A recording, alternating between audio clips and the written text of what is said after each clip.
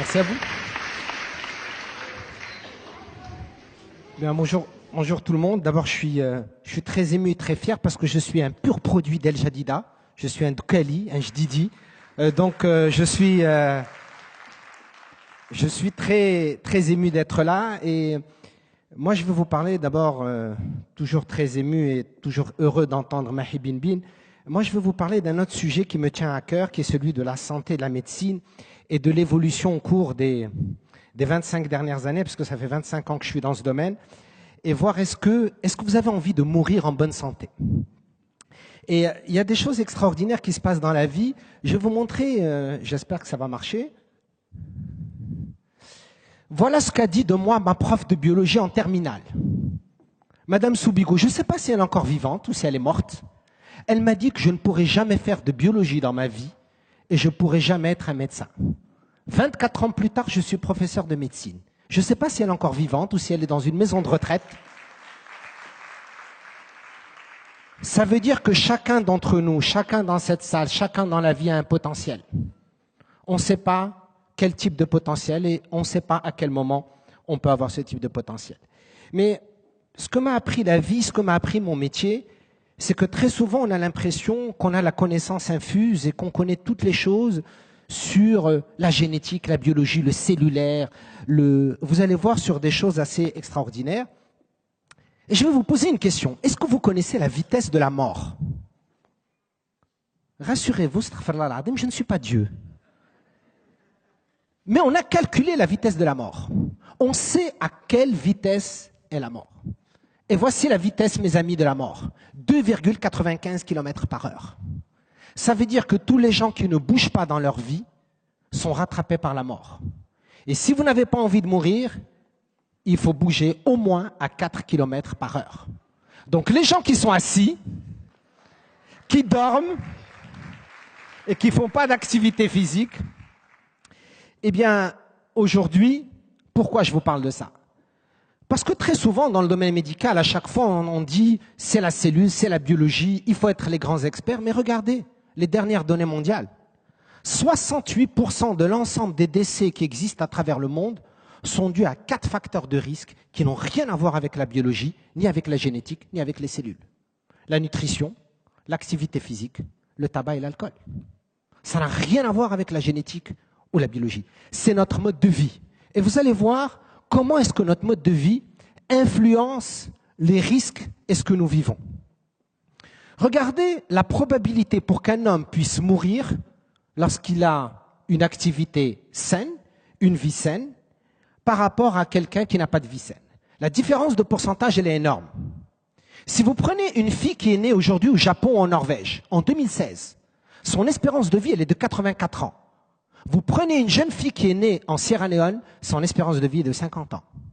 Il y a 35 années d'espérance de vie d'écart entre le Danemark, le Japon et le Sierra Leone. Au Maroc, notre espérance de vie est de 75 ans. 75 ans. 75. 73 pour les femmes et 70 pour les hommes. C'est normal. Les femmes ont déjà tué les hommes 2 ans avant et c'est pour ça. Donc, non, je plaisante. Pas dans le contexte marocain.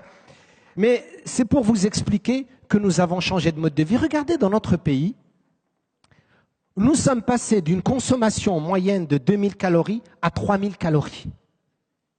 Est-ce que vous savez quel est le mois dans lequel nous mangeons le plus? Le mois de Ramadan. Alors là, tout le monde à travers le monde, il dit, vous êtes les champions du monde. C'est pendant le mois de jeûne où on mange le plus. C'est-à-dire, mes amis, ce que je suis en train de vous dire, c'est que notre mode de vie a complètement changé. La façon dont nous mangeons, nous faisons de l'activité physique, la façon dont nous vivons, le stress, a changé notre mode de vie. Et aujourd'hui, les 4 facteurs de risque dont je vous ai parlé, en 2016 aujourd'hui, l'OMS, elle estime qu'avec ces 4 facteurs de risque, vous diminuez votre espérance de vie de 9,2 ans. 9,2 ans d'espérance de vie en moins pour 4 facteurs de risque que nous appelons des facteurs de risque modifiables. Voici comment, à travers le monde, nous avons évolué. La majorité des maladies qui nous tuent aujourd'hui, ce ne sont pas les maladies infectieuses. L'antibiothérapie, depuis les années 50, a réglé la majorité des problèmes. Aujourd'hui, la majorité des maladies qui nous tuent, vous allez le voir au Maroc, ce sont les maladies chroniques.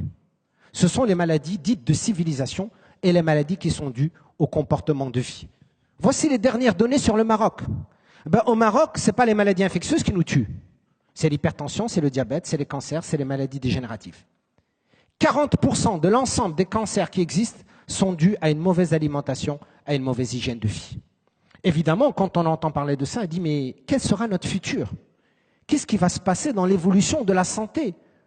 Est-ce qu'on peut un jour mourir en bonne santé, si je peux ainsi m'exprimer?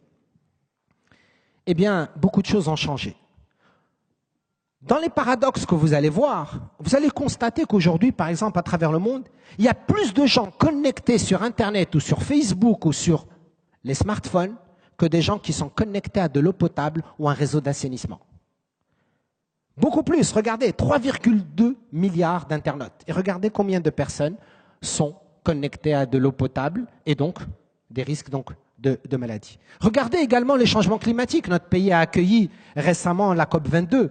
Mais regardez, en 2030, nous aurons 250 000 décès supplémentaires de la manière dont nous gérons notre environnement. Ça n'a rien à voir avec la biologie, ça n'a rien à voir avec la génétique. Ça n'a rien à voir avec Madame Soubigou qui me disait que, Monsieur Ekel, vous ne serez jamais un médecin, vous ne serez jamais ça un biologiste. Ça a à voir avec la façon dont nous gérons notre mode de vie. Regardez des chiffres très intéressants. En 1850, 30% de l'énergie que nous produisions à travers le monde, elle était d'origine humaine. C'était notre activité. Regardez en 2016, 0,5% de la production est de nature humaine. Elle est robotisée, etc. Nous ne pratiquons plus d'activité physique. Je ne poserai pas de question dans cette salle. Combien parmi vous pratiquez une activité physique régulière 5 heures par semaine? Si je vous posais la question, je vais pleurer. Et donc, je ne vais pas vous poser la question. Parce que normalement, l'OMS, elle dit que si vous voulez rester en bonne santé, il faudrait faire 5 heures d'exercice par semaine. Et je ne suis pas sûr que la majorité d'entre vous. Alors, qu'est-ce qui va se passer dans le futur, mes amis? Ce qui va se passer, c'est que de plus en plus, nous allons manipuler les gènes. Vous le savez qu'aujourd'hui, en 2016, on est capable de connaître votre carte génétique. On est capable de savoir aujourd'hui exactement comment vous êtes. Mais si on manipule les gènes, ce qu'on va faire, c'est qu'on va avoir des colis qui sont blonds aux yeux bleus, intelligents et performants. On est déjà intelligents et performants, nous les colis, n'est-ce pas? Mais si on manipule la génétique, eh bien voilà ce qui va se passer. Voilà ce qu'on est capable de faire en 2016. On est capable de vous scanner et de connaître exactement en 3 dimensions vos cellules. On est capable de le faire en 2016. Vous savez qu'en 2016, on est capable d'opérer à 5000 km de distance par un robot. On n'a pas besoin que le chirurgien soit présent. Si on continue comme ça, est-ce qu'on peut avoir une espérance de vie à 1000 ans? Encore une fois, on va dire, mais attention, on n'en est pas là. Eh bien, si on continue comme ça, c'est la manipulation génétique qui peut permettre de faire vivre des cellules, parce qu'aujourd'hui, on est capable de fabriquer des cellules. Pas des cellules humaines, mais on est capable de fabriquer donc des cellules. Voilà notre évolution. Voici notre évolution. Ça n'a rien à voir avec la génétique. Je vous rappelle que le diabète ou l'obésité, sur le plan génétique, c'est que 18% des cas, mais 82% sont liés à notre mode de vie. Nous allons être capables de fabriquer des médicaments qui seront en même temps des aliments, des médicaments et de nous faire vivre. Sans aucun problème. On est capable de le faire dans 20 ans, dans 25 ans. Et de faire en sorte que vous restiez en bonne santé et d'avoir de la manipulation génétique et de choisir si on veut avoir des garçons, des filles, des blonds, des intelligents, des coefficients intellectuels à 140 ou à 150. On est capable de le faire aujourd'hui en 2016. Mais, est-ce que ça va conduire au fait que la santé deviendra un luxe? Est-ce que pour être en bonne santé, est-ce que la santé que nous voulons, ça doit être une santé qui coûte très cher? Et regardez une couverture du Time qui était très intéressante, que je voulais partager avec vous. Elle dit, c'est pas la maladie qui va nous tuer, c'est sa facture. Plus on va aller loin dans la manipulation et dans le fait de vouloir aller dans une santé incroyable, plus ça va nous coûter cher. Et je voudrais vous montrer ça pour redescendre dans la réalité de la vie de tous les jours, dans la réalité marocaine. La santé n'a pas de prix, mais elle a un coût. Nous, en tant que société, quel est le coût que nous sommes prêts à payer? Une bonne hygiène de vie, un bon mode de vie, ou de la manipulation génétique, ou de la manipulation cellulaire? Qu'est-ce qu'on veut vraiment et qu'est-ce qu'on est prêt à payer? Et je termine en disant, c'est fabuleux, hein, les Américains, on va vous montrer la génétique, je vous ai montré la manipulation génétique, mais regardez, la publication de la plus grande revue scientifique médicale chez les Américains, qu'est-ce qu'elle dit?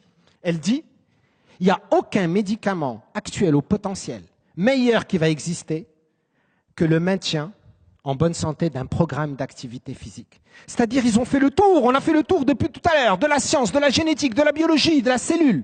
Et on se retrouve à dire que le meilleur médicament, c'est un programme d'exercice physique à vie. Mais nous, comme on ne fait jamais les choses comme tout le monde au Maroc, par quoi je termine? Par l'alhamdoulilah.